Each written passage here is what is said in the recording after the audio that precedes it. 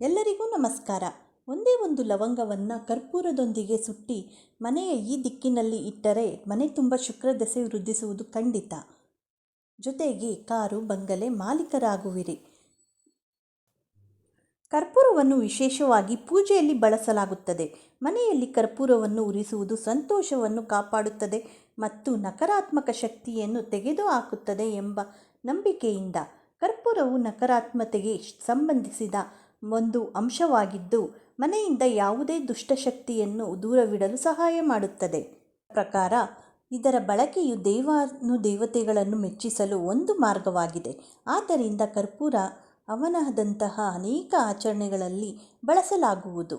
ವಾಸ್ತು ಪ್ರಕಾರ ಕರ್ಪೂರದಲ್ಲಿ ಕೆಲವು ವಿಶೇಷ ವಸ್ತುಗಳನ್ನು ಬೆರೆಸಿ ಸುಟ್ಟು ಅದರ ಹೊಗೆ ಮನೆಯೆಲ್ಲೆಡೆ ಹರಡಿದರೆ ತುಂಬ ಫಲ ಸಿಗುತ್ತದೆ.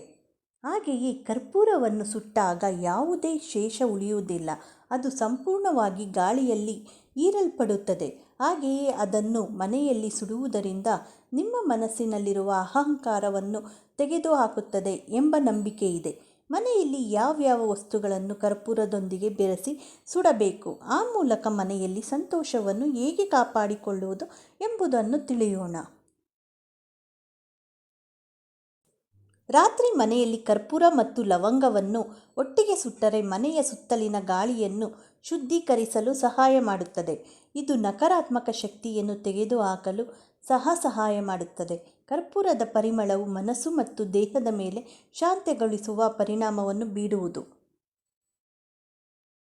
ಕರ್ಪೂರ ಮತ್ತು ಲವಂಗವನ್ನು ಒಟ್ಟಿಗೆ ಸುಡುವುದರಿಂದ ಮನೆಗೆ ಧನಾತ್ಮಕ ಶಕ್ತಿಯನ್ನು ತರುತ್ತದೆ. ಸಂಜೆ ಸಮಯದಲ್ಲಿ ಲವಂಗವನ್ನು ಕರ್ಪೂರದಿಂದ ಸುಟ್ಟು ಆರತಿ ಮಾಡಿ. ಇದು ನಿಮ್ಮ ಜೀವನದ ಸಮಸ್ಯೆಗಳನ್ನು ತೊಡೆದು ಹಾಕುತ್ತದೆ, ಜೊತೆಗೆ ಆರ್ಥಿಕ ಮುಗ್ಗಟ್ಟಿಗೆ ಪರಿಹಾರ ನೀಡುವುದು. ವಾಸ್ತು ದೋಷಕ್ಕೆ ಲವಂಗ.